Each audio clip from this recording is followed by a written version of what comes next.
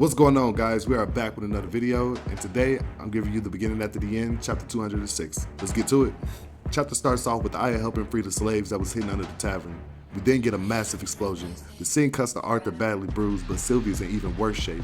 Arthur starts to panic as we get a flashback of his previous life.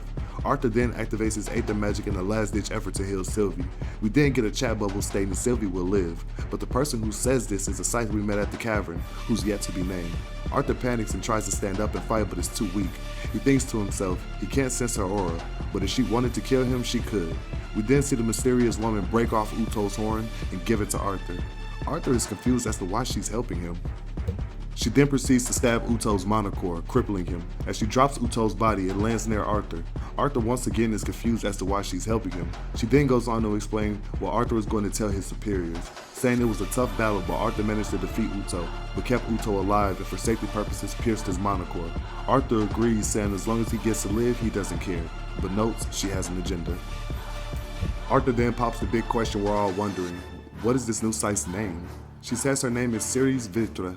Arthur thanks her for her kindness, but Ceres coldly tells him he needs to get stronger and fast for both of their sakes. She adds on Uto's horn will be an invaluable resource, but only if Arthur can extract the mana inside. Arthur then faints from exhaustion. Arthur then hears someone calling his name and starts to open his eyes. He sees it's Tess. Tess asks where Arthur has been. Arthur then asks himself if he's seeing hallucinations from being low on mana. He goes on to say his and Tess's life would be so much simpler after the war. But the dreamlike landscape suddenly shifts and Arthur is in a pool of blood surrounded by darkness. Tess goes on to say, what makes you think you can have happiness? That you deserve this happiness? Do you think you can just forget what you did to them? Just move on? They died because of your choices. They paid the price for your selfishness. Whether you're King Grey or Arthur Lewin, you can only exist alone. Arthur then wakes up from the dream to the beautiful face of Aya. She asks if Arthur is okay. He replies with yes. Aya then breaks down the situation, saying there was no casualties on her side and the prisoners are being escorted to safety. She then says she's executed Ulfred and Mike is in custody for interrogation. Arthur says it was a hard fight, but thanks to Sylvie he was able to defeat him. Aya says she's glad both Arthur and Sylvie are okay and states they've won. Arthur then goes on to say no, it's only the beginning, as the chapter comes to an end. Guys, we got a 2-week break. This shit sucks. That chapter was fire and I can't wait to see Arthur's new power up.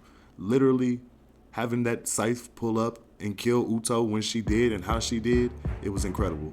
It was simply incredible. There's no words for it. Because had she not pulled up, Arthur very much would have died in this battle.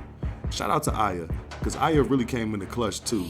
Because when Ulfred turned his back on Arthur and let that nigga basically get kidnapped type shit, like, that was some bitch ass shit. Let's keep it $1. But more or less, the chapter was incredible. We got a 2-week break. Go check out my solo leveling videos and my LEC videos. Be fucking dynamic. I love you guys. Peace.